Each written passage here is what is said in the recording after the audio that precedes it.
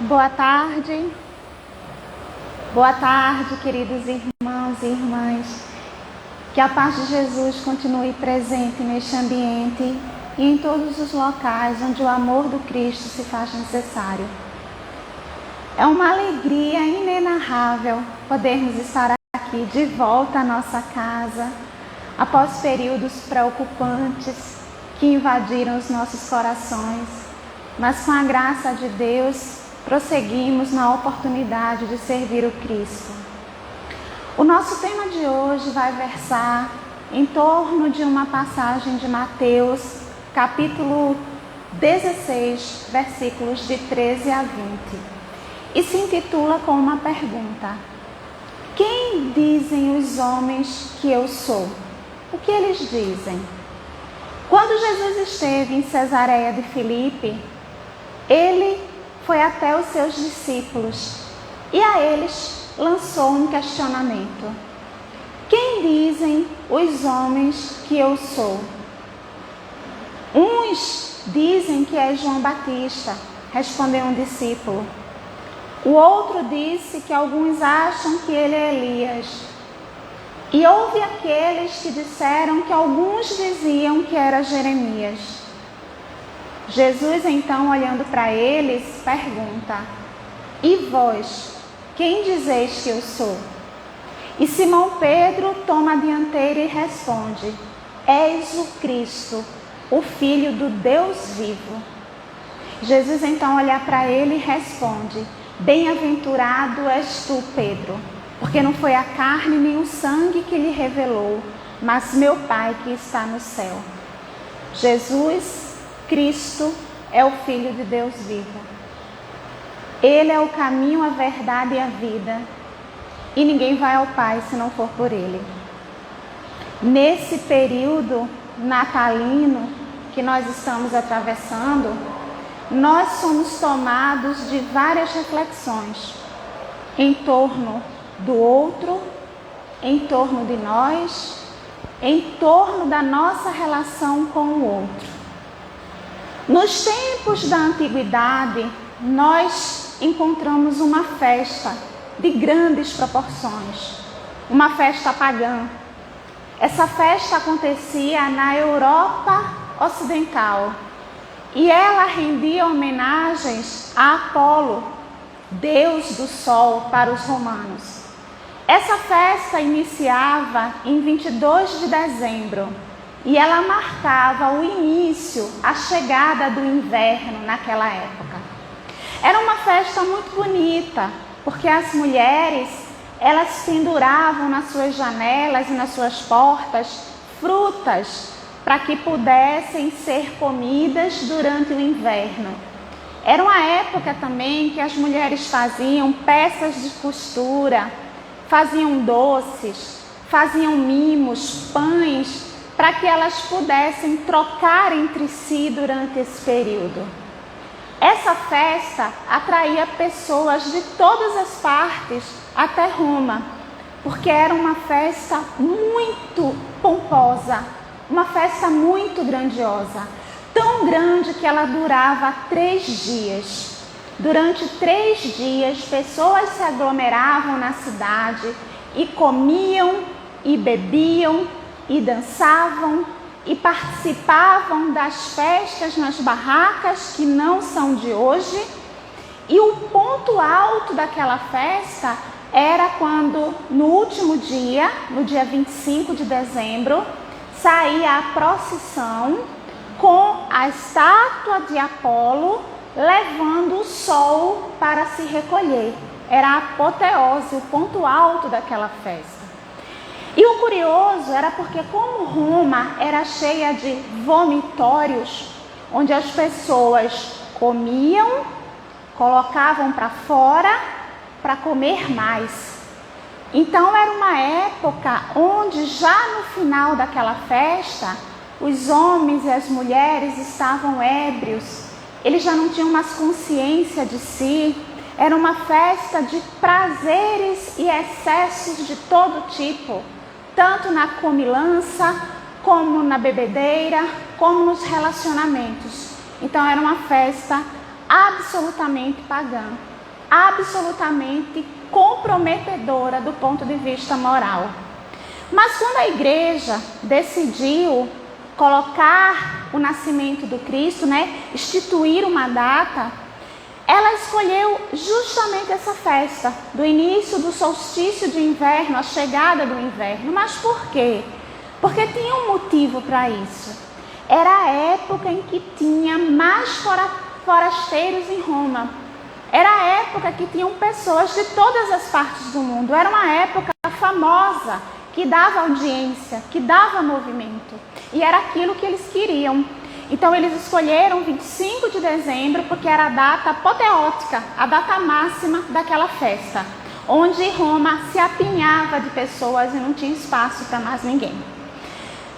Nós sabemos, nós espíritas cristãos sabemos que não se sabe ao certo a data que o Cristo nasceu. Não existem registros precisos sobre isso por vários motivos. Por falta do censo na época, porque depois do seu nascimento houve mudança no calendário, foram acrescentados mais 2 meses, foram tirados 2 dias de fevereiro, tudo para satisfazer os imperadores da época. Então essa data, a data original, ela se perdeu. Há estudiosos que acham que foi outubro, outros apontam abril, mas ninguém sabe ao certo. Mas o que o Espiritismo nos explica é que essa data postiça, essa data fictícia que foi implantada, é o que menos importa. Porque não importa a data que ele veio ao mundo terreno, importa a mensagem que ele trouxe e importa o que nós fazemos com essa mensagem. Esse é o grande significado. Quando nós vamos para o livro Boa Nova, nós vemos uma mensagem belíssima que o Espírito Humberto de Campos traz, dizendo que a época do imperador Otávio ou Otaviano começou a se instituir uma mudança no planeta Terra, porque a época desse reinado, que era um imperador bondoso, foi a época conhecida como o século do Evangelho. E começaram a se aproximar da terra não mais espíritos belicosos, espíritos guerreiros, como Alexandre ou Aníbal, mas vieram os espíritos que Humberto de Campos traz de uma forma muito poética, espíritos vestidos com os andrajos de pescadores. Espíritos que iriam preparar o caminho para o reino indestrutível do Cristo, mas também aqueles que iriam dar continuidade ao seu trabalho. E começou a sair da terra as energias benéficas para que esse trabalho acontecesse. E o mais interessante é que ele diz que ainda hoje, no período natalino, as esferas superiores direcionam espíritos para a terra, emissários do Cristo, para se aproximar de nós. Eles vão até os hospitais, eles vão até os lares que têm angústia, que têm dores, eles vão aos presídios, eles vão às palafitas, aos lugares de dor e fome, mas eles também visitam os nossos corações. Eles também nos induzem ao perdão, à misericórdia, à reflexão, à fraternidade. E é por isso que ouvimos algumas pessoas dizerem: eu me emociono sempre no Natal. O Natal vai se aproximando e eu vou sentindo uma felicidade, uma coisa que eu não sei explicar. Aquela vontade de ficar bem, de fazer as pazes, de ter uma confraternização. Isso não é à toa. Isso é por conta das visitas que nós recebemos. Porque da mesma forma que o Espírito Manuel Filomeno de Miranda orienta que quando se aproximam as festas carnavalescas, os espíritos trazem reforços para o planeta por conta da espiritualidade densa, dos espíritos ainda ignorantes e inferiores que enchem o nosso planeta, o inverso também se dá no espírito natalino. E não importa que seja uma data postiça, porque é uma data que todos nós já trazemos no nosso íntimo. E é uma data que já faz parte do inconsciente coletivo. Então, uma vez que nós, a humanidade, já trazemos essa data como a data verdadeira, ao nosso redor todas as energias se transformam. E não tem quem fique indiferente a essa energia. Tanto que o período que se faz mais caridade no planeta é o período natalino. É o período onde até as criaturas mais frias, mais isentas de emoções, elas se tocam e se dobram a atitudes fraternas. É um momento onde existem mais encontros, onde a amizade fica mais latente, onde nós definitivamente nos sentimos melhores. Mas, quando nós vamos para o livro Em Torno do Mestre, através de Vinícius, ele traz uma mensagem intitulada Cristo nasceu. Onde? Quando? E é uma mensagem muito bonita e muito profunda, onde ele traz uma grande reflexão. Ele diz que o Cristo nasce no coração do pecador quando ele compreende a existência do Cristo. Ou seja, ele diz que Cristo nasce para cada um de nós em um momento diferente da nossa vida. O importante é que ele nasça. E ele começa a trazer do Evangelho de Jesus vários exemplos para a nossa reflexão. Por exemplo, para Zaqueu, Jesus nasceu em Jericó, quando ele se hospedou na casa dele e levou a salvação. Mas para Paulo de Tarso, Jesus nasceu na estrada de Damasco, quando trouxe a sua luz ofuscante e a partir dali, Paulo passou a não existir mais, para no lugar dele existir o Cristo. Para Madalena, Jesus nasceu quando ela ouviu pela primeira vez a sua voz doce, convidando a transformação moral. E para Pedro, Jesus nasceu quando? Após ele ter negado o Mestre 3 vezes e ter ouvido o galo cantar no átrio do palácio de Pilatos. E ele se conscientizou de quem era o Cristo e passou a servi-lo com amor até o último dia de sua vida. E para nós, quando Jesus nasceu?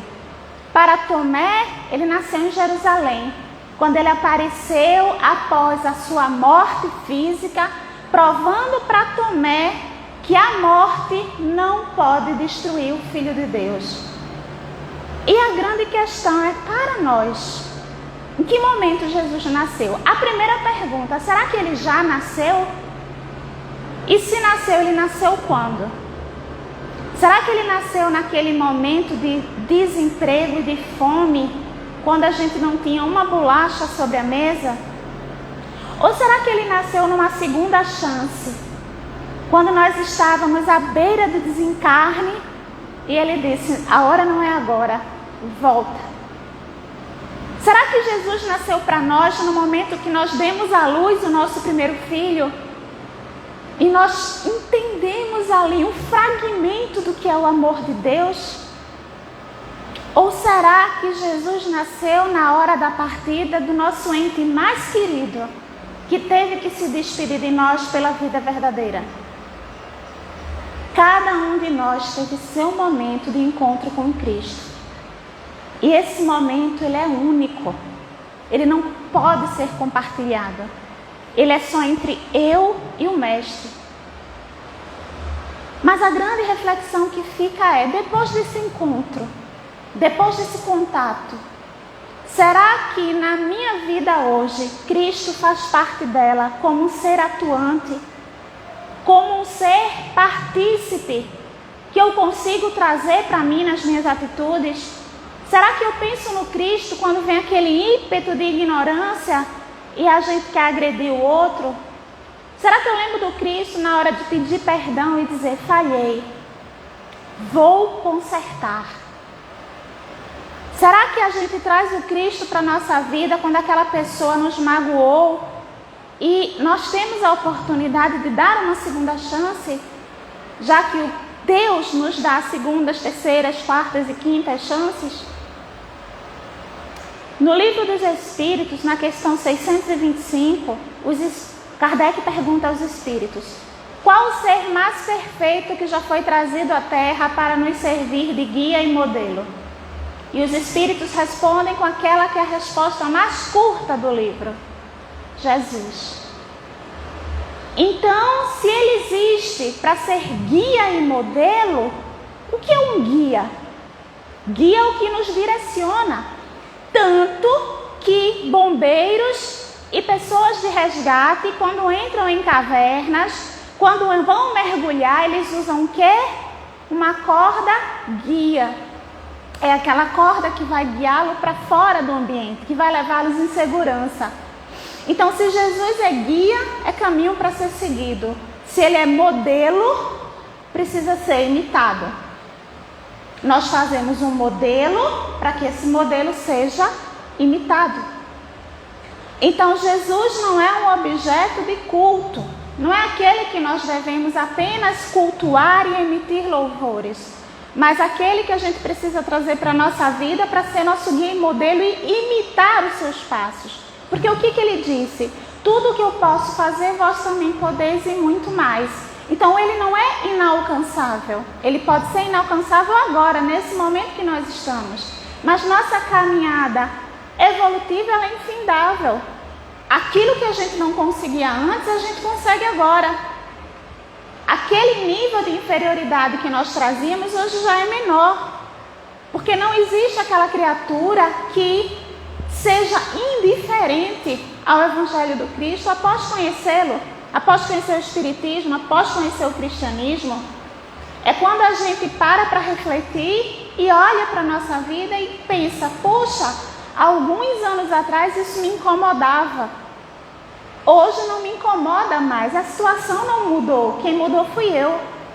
Quem melhorou fui eu. Aquela inveja que eu carregava, aquele ciúme doentio, aquela agressividade ferina. E aí é quando a gente escuta, às vezes, de algumas pessoas, que eu vejo como elogio: fulano, depois que ficou espírita, ficou besta, ficou demente. Se aos olhos do mundo a pacificação é bestice e demência, que bom, estamos no caminho certo. Mas quantos males seriam impedidos, quantas agressões seriam desfeitas se todos nós tentássemos pensar o que Jesus faria nesse momento? O que Jesus nos exemplificou a fazer? Jesus deixou a receita pronta. Só cabe a nós seguir, só cabe a nós imitá-lo. Jesus não pediu muito. Ele não pediu para a gente escalar o monte do Everest. Ele só pediu para a gente amar uns aos outros. E, meus irmãos, quando a gente ama, a sensação é de alívio tão grande. Quem lembra aqui de um desafeto, de um problema, às vezes um mal entendido causa uma intriga. E a gente fica com aquilo incomodando. Porque a gente sabe que não está certo. Porque a gente sabe que está errado. E quando a gente consegue as pazes, a reconstrução, o alívio é tão grande, parece que a gente tirou uma pedra de 100 quilos das costas. Por quê? Porque a lei de Deus está gravada nas nossas consciências. E a gente sabe quando a gente erra. Ninguém precisa dizer, ninguém precisa apontar. Por que que uma das causas de perdição da humanidade é a culpa? Por que que uma causa de loucura da humanidade é a culpa? Porque nós nos culpamos, porque nós sabemos que nós estamos errados. Quando nós vamos para esse livro maravilhoso, Diretrizes para o Êxito, de Joana de Ângeles, a última mensagem dela é intitulada A Atualidade do Natal. E ela começa a fazer analogias, comparações da época da chegada do Cristo para os dias de hoje. E ela começa com uma reflexão muito grande, dizendo que o homem moderno, nós, caminhamos entre as aflições 1000 com um misto de desânimo e de ansiedade. Somos nós, na sociedade, no dia a dia. E com tudo que nós vivemos, com todas as dores, com todas as dificuldades, ou nós ficamos muito ansiosos, ou nós ficamos desanimados. E ela continua a reflexão, dizendo que aquelas pessoas que têm a carência de tudo, carência de um cônjuge, de um relacionamento, carência de uma família, carência de dinheiro, de recursos financeiros, essa pessoa normalmente ela vai para a rebeldia, que acaba na violência.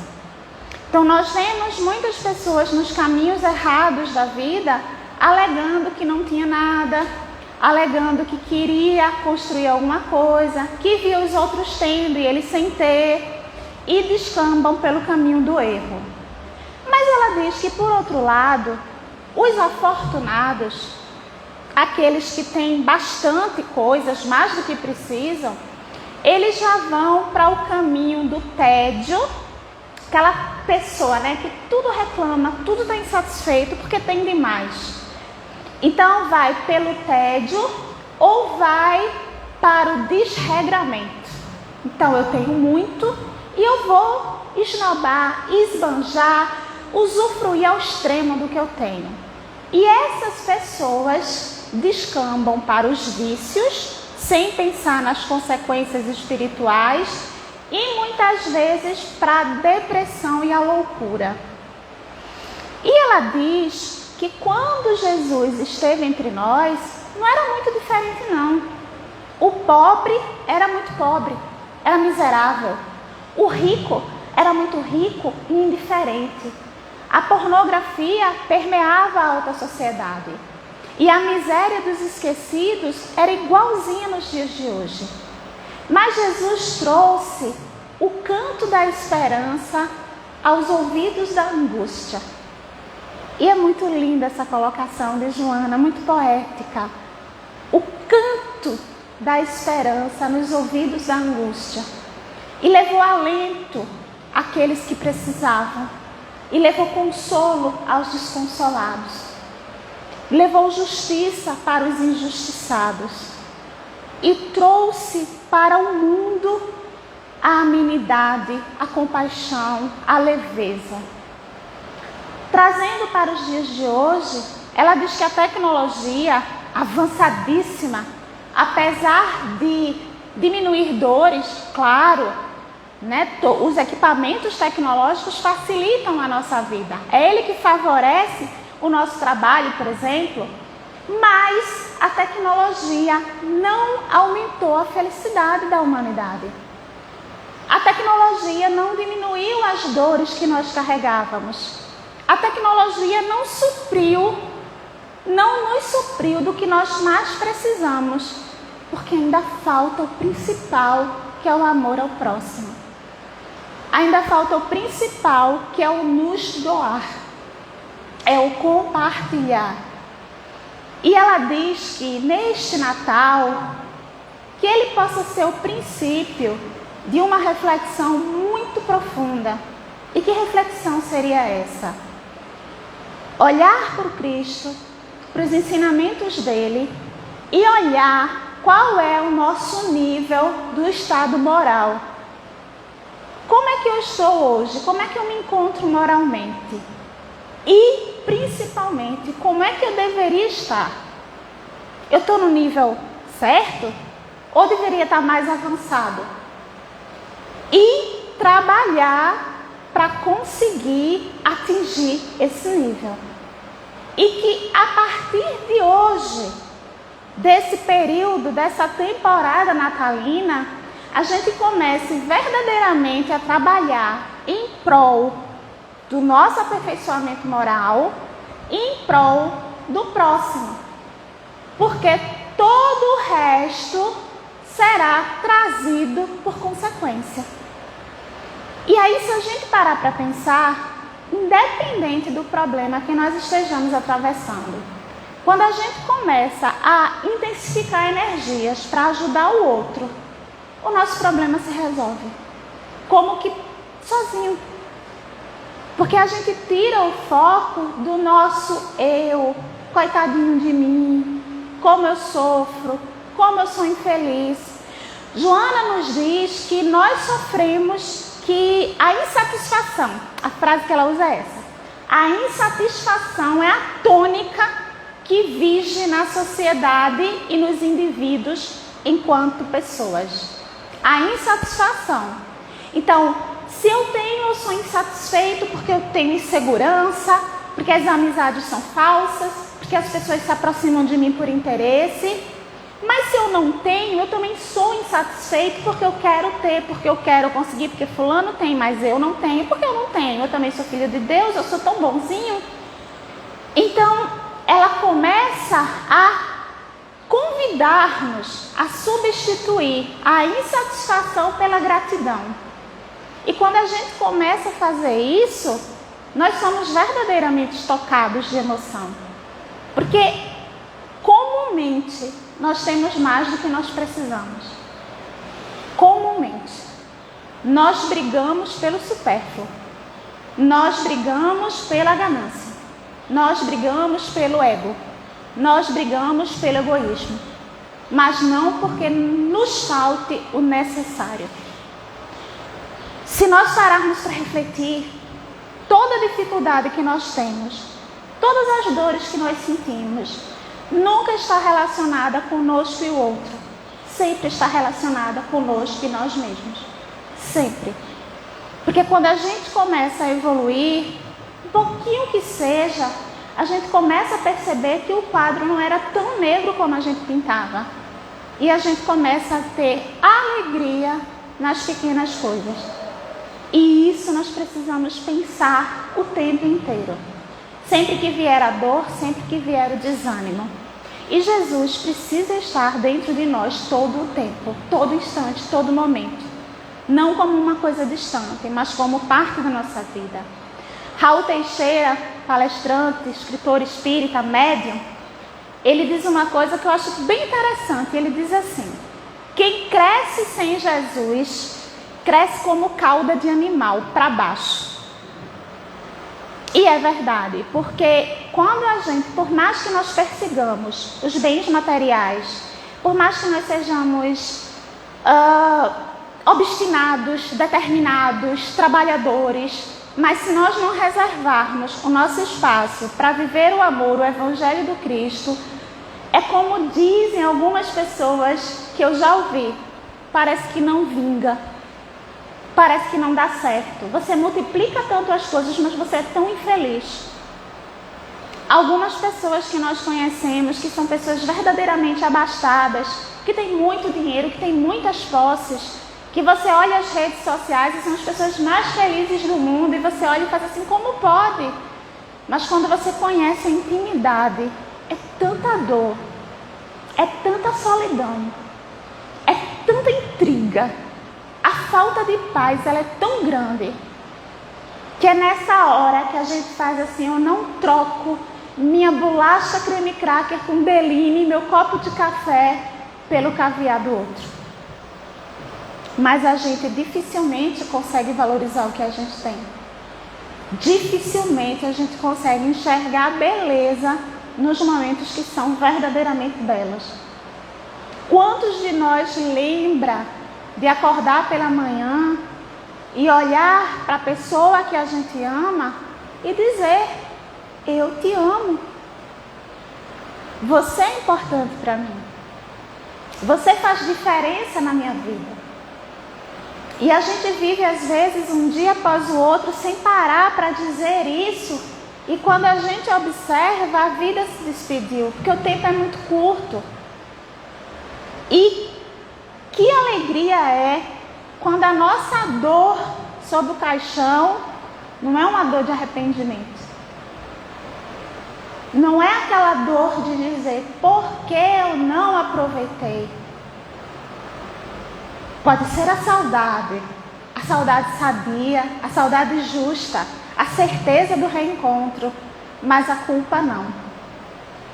E o que faz com que nós possamos viver sem culpa é simplesmente a nossa mudança de atitude. É muito simples. É a gente ter o hábito, de fato, de conversar com a espiritualidade. É a gente ter de fato o hábito de conversar com o nosso anjo de guarda, com a espiritualidade amiga, com Jesus, com Deus, com o Espírito que seja mais familiar para a gente. E ter a humildade de dizer, onde eu estou errando?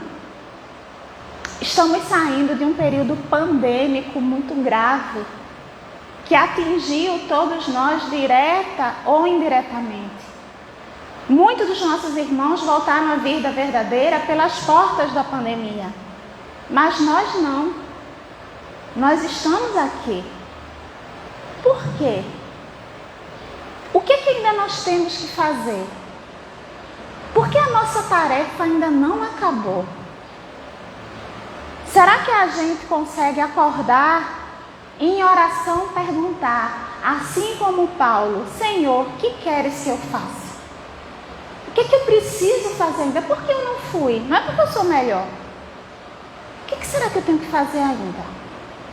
Como é que eu posso modificar a minha existência de hoje em diante, daqui para frente? Porque não adianta a gente se debater nas coisas que a gente errou. Erramos, fato.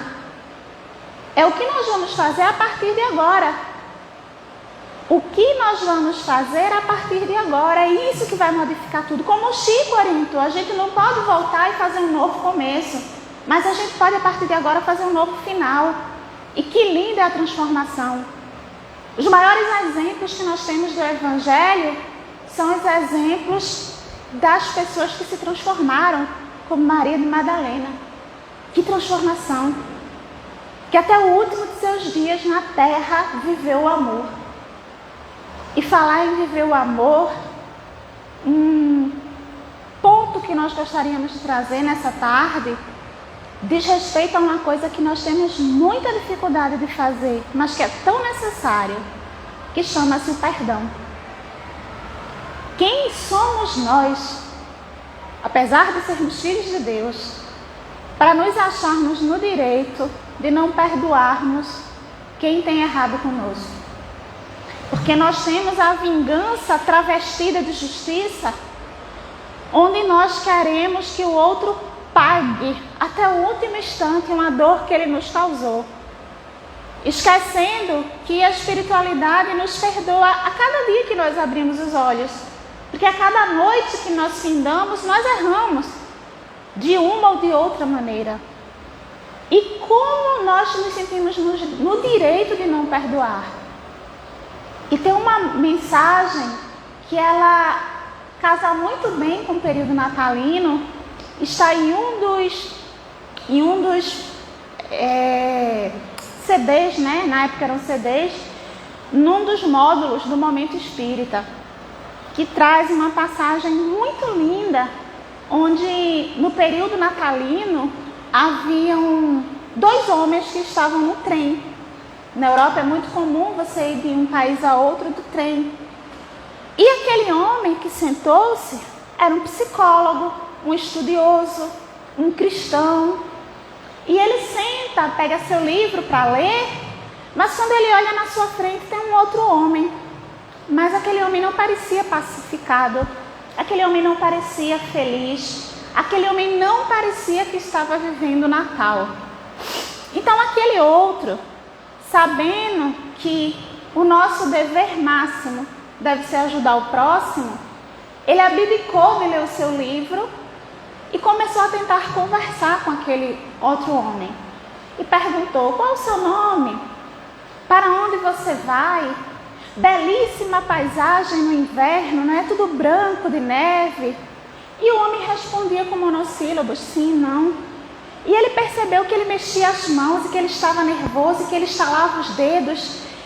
E ele foi ganhando a confiança, falando com voz branda, porque a gente consegue ajudar quando nós queremos verdadeiramente. E aquele homem então abre seu coração e ele diz, eu estou muito nervoso. Nervoso como eu jamais estive. Porque eu cometi um erro muito grande, muito grande. Eu tirei a vida de uma pessoa. E eu estou pagando por isso. Eu fui preso, vou ser detido por várias décadas. E sei que é justo, não questiono isso. Só que agora é o primeiro ano que eu recebi o direito de passar o Natal com a minha família. É o primeiro ano. Só que durante todos esses anos eu nunca recebi uma linha escrita, uma visita, uma carta, uma ligação, nada. Eu tenho muito medo que a minha família não tenha me perdoado, o que é do direito deles. Só que se eles não me perdoaram, eu não sei o que eu vou fazer, eu não sei para onde eu vou. Porque a questão não é nem para onde eu vou, é como eu vou estar emocionalmente. Eu não vou mais conseguir, eu acho que eu não vou conseguir mais nem viver. Porque administrar a pena eu administro, mas a solidão eu não vou conseguir. Então aquele homem cristão olhou para ele e disse: meu irmão, se ninguém da tua família te aceitar, aqui está o meu endereço, o meu telefone. Você me procura e teremos a maior satisfação em recebê-lo na nossa família.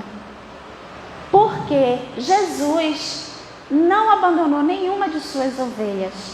Então, se você estiver sem rebanho, farás parte do nosso. E aquele homem muito emocionado agradece, dobra aquele papel, guarda com muito cuidado. E ele diz: há algo mais que eu possa fazer por você? Ele disse: não, eu estou muito nervoso.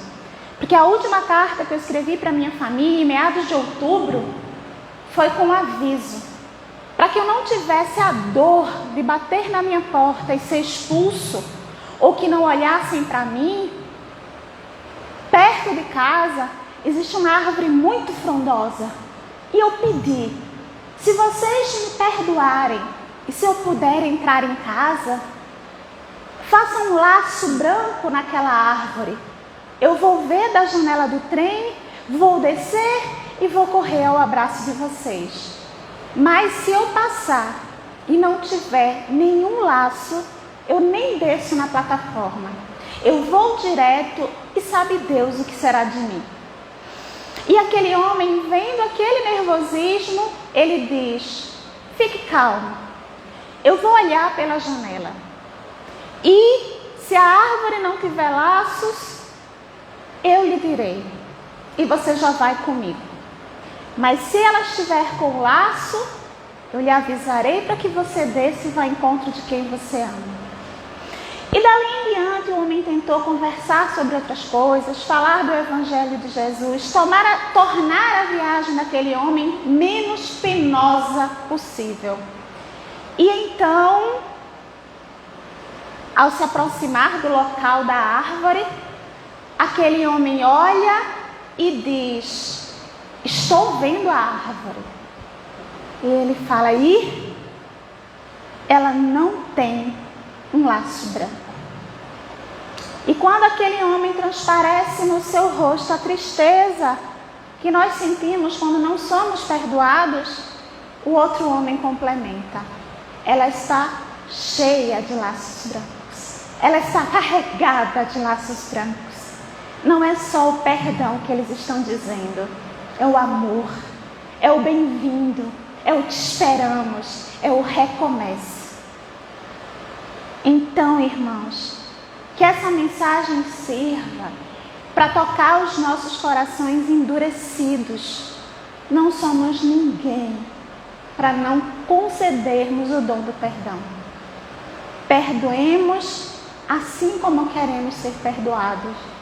Amemos assim como nós queremos ser amados.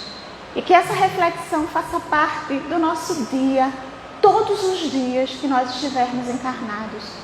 Porque ela é um aprendizado constante. Porque nós estamos num planeta de provas e expiações. E o mal e a dor nos envolve. E se nós não orarmos e vigiarmos todo dia, nós nos sintonizaremos muito rapidamente com as trevas. Nós precisamos manter acesa a chama do Evangelho dentro de cada um de nós. E porque nós estamos na casa espírita sempre, não são os espíritos que precisam de nós, somos nós que precisamos do Evangelho. Somos nós que precisamos de Jesus.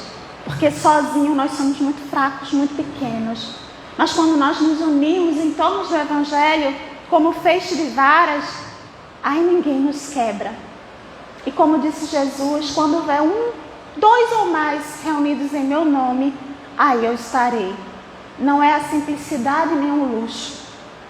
Não é o que nós temos para ofertar. É o nosso coração limpo e aberto ao Cristo. E que nós possamos fazer este ano ainda, em vez de nos vestir o corpo, que possamos vestir a alma. Em vez de enfeitar a árvore, que possamos enfeitar o nosso espírito.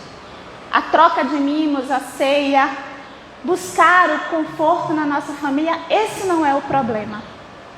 O problema está em fazermos o Natal só isso. Somente isso. Então que nós possamos, o Natal que já está findando, mas as festas que vêm e os anos que vêm, que nós possamos deixar de ver apenas em prol do comércio e das vendas, mas em torno do Evangelho no nosso coração.